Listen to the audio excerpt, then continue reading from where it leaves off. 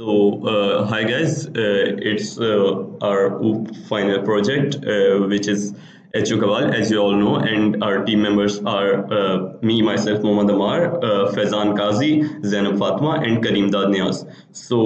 This is about our third week progress, and what we'll discuss what we have covered in this week and in the end of the last week for our game and what we have accomplished till now. So before explaining the code, we'll move on to the what we have established. We will first look at the application, and then we'll come on to the code that how all that off is working. So for the application, we can just run it from here. So what we have done is from right and left arrow keys, the player can move, and enemies will appear from random positions, and they will go to the random positions. And how it all is happening, we'll see it later. And on the mouse click, it is firing, and the mouse is the aim. So wherever the mouse is, the player will fire. And there are other things that we have to do. It's not complete, as you can all see, but it's the collision part, the moving part, the firing part, all of them are working. So we'll move on to the code part to see how we have done it. So yeah, just end the game. So here is the code.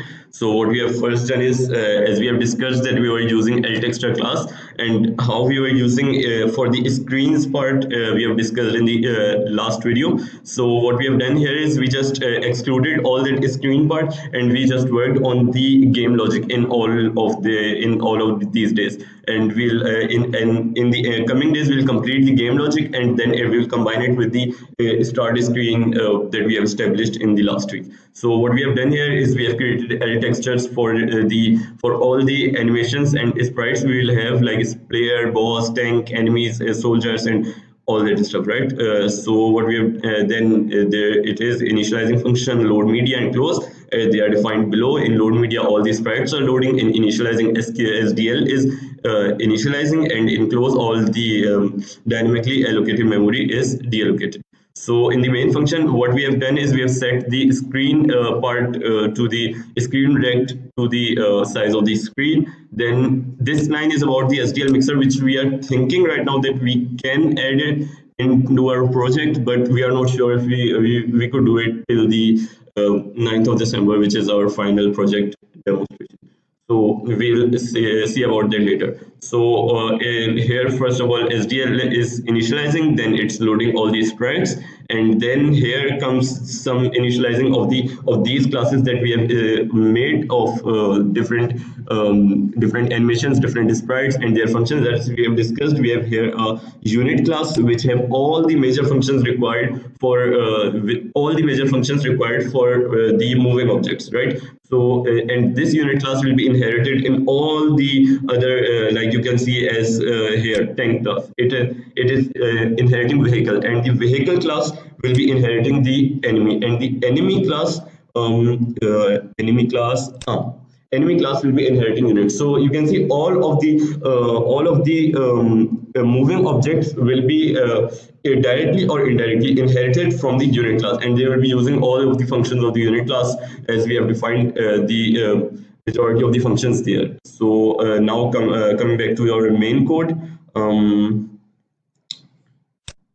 Yeah, so here are some initializing, and then here is our function. Here's our while loop, game loop, which will run. And then what we are doing here is we are making random points, and these are the points from where the enemies will appear. So we are using here rand functions, and using some logic, we have established that it will give us random points, which we will assign to a point E position, and that will be the point from where the enemies will come. So here it's all code like commander will come from the E position, which we have just randomly assigned, and sprite soldier, and similarly all the other enemies, right? So this is the code for all of that aircraft and all the enemies that we have right now. Okay, tanks and that all that stuff, right? So now we have the SDL element that when a player presses a key or a mouse button or moves a mouse or all that stuff, right? So what we have done here is if the player is not dead,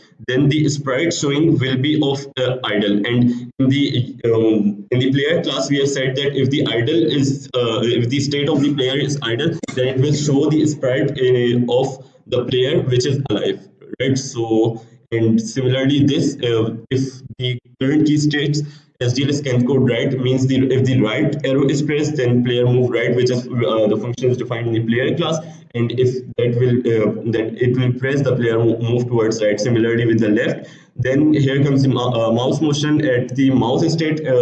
It gets the XY position of the mouse, and that XY position is assigned to the destination of the bullet that player will fire when a mouse is clicked. As you can see, event type when mouse is clicked, the position of the X and Y of the mouse will be assigned to the destination of